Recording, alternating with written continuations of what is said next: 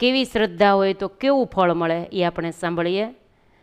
બે સાધુ જંગલની અંદર તપ કરતા હતા. એવું ભારે તપ કરે, બે સાથે જ તપ કરે. એકનું નામ હતું ભોળાનાથ ને બીજાનું નામ હતું રમાનાથ. ભોળાનાથ એ ભગવાનમાં શ્રદ્ધાવાળા હતા. એવું સમજતા હતા કે ભગવાનની સત્તા અમાપ છે, ભગવાન ધારે કરી શકે, ભગવાન તો જે એની ઈચ્છા હોય એ પ્રમાણે કરી શકે, એવું એ માનવાવાળા હતા. અને રમાનાથ હતા એ તપસ્વી ભારે હતા, તપ બહુ કરતા હતા, નમ્રતાવાળા હતા, શાસ્ત્રોનું જ્ઞાન પણ હતું, સ્વભાવે શાંત હતો, પણ આના કરતાં શ્રદ્ધા ઓછી હતી, શ્રદ્ધામાં થોડીક ઓછી. બંને ભગવાનને આરાધના કરતા હતા. બંને આખો દિવસ તપ કરે, ભગવાન એને ભોજનની વ્યવસ્થા કરી દેતા હતા, રોજ ભગવાન એને ભોજન આપે. આ બંને તપ કરે. ભોળાનાથને સુંદર સ્વાદિષ્ટ સમયસર ભોજન ભગવાન આપી દેતા હતા, અને રમાનાથને થોડુંક મોડું પણ મળે, ઠંડુ પણ હોય, સાદું ભોજન હોય, મરજી પડે ત્યારે ભગવાન મોકલે. અને ઓલા રમાનાથને તો ટાઈમો ટાઈમ અને ગરમા ગરમ.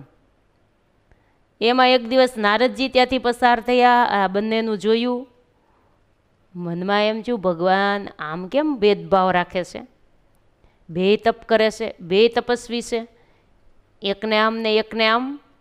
એટલે ભગવાનના ધામમાં ગયા, વૈકુંઠ ધામમાં જઈ ભગવાનને પૂછ્યું, પ્રભુ આમ કેમ, એકને ગરમા ગરમ ને એકને ઠંડુ?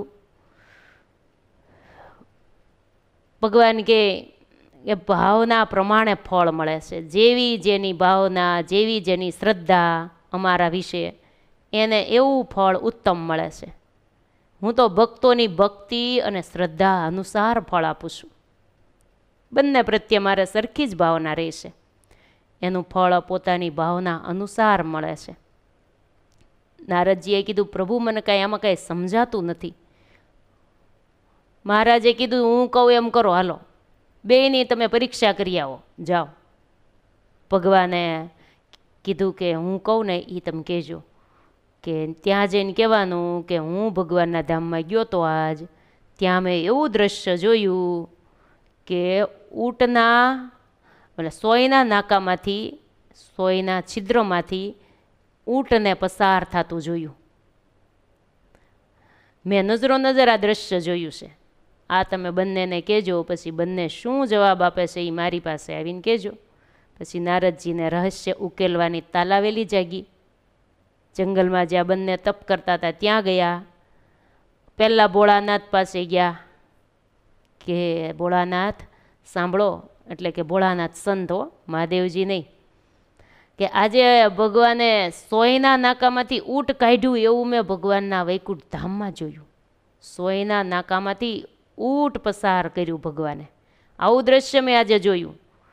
ત્યારે ભોળાનાથ કહે, એમાં તે શું વળી નારદજી આશ્ચર્ય છે, પ્રભુની લીલા તો ન્યારી છે, ભગવાન જે ધારે તે કરી શકવા સમર્થ છે, ભગવાનની શક્તિ તો અમાપ છે. સોયના નાકામાંથી ઊંટ તો શું, સોયના નાકામાંથી બ્રહ્માંડ પણ પસાર કરી શકે, એ ભગવાનની અતર્ક્ય શક્તિ છે, એમાં કંઈ તર્ક કરવાનો જ ન હોય. આ જવાબ એણે દીધો. પછી બીજા તપસ્વી રમાનાથ હતા, એની પાસે જઈને પૂછ્યું. એને કીધું કે આજ તો સોયના નાકામાંથી ભગવાનને મેં ઊંટ પસાર કરતા જોયા, આવું દ્રશ્ય ભગવાનના ધામમાં જોયું.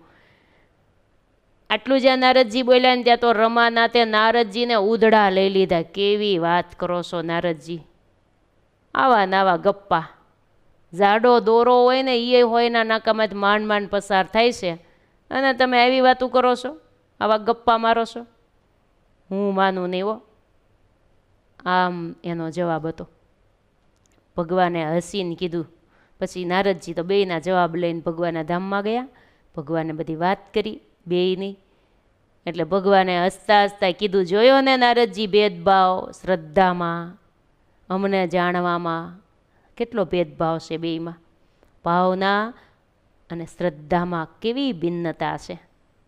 એક ઉગ્ર સ્વભાવના પણ મારામાં અચલ શ્રદ્ધા છે. ભોળાનાથ ભલે ઉગ્ર સ્વભાવના છે પણ મારામાં શ્રદ્ધા અચલ છે. અને બીજા રમાનાથ ભલે શાંત સ્વભાવના પણ મારા પ્રત્યે શ્રદ્ધા નબળી છે. મારા સામર્થ્યમાં એને શંકા છે, મારા સામર્થ્યમાં એને પૂરો વિશ્વાસ નથી. અને ઓલા વિશ્વાસે જીવે છે. એને જે વિશ્વાસે જીવે એને અમારે સરભરા સારી જ રાખવી પડે ને. અમે પક્ષપાત નથી કરતા, પણ જેવી જેની શ્રદ્ધા એ પ્રમાણે જ ફળ મળે છે. આ રીતે આપણે પણ ભગવાનમાં શ્રદ્ધા જેવી રાખશું એવું આપણને ફળ મળશે. માટે શ્રદ્ધા આપણે ભગવાનમાં મજબૂત રાખવી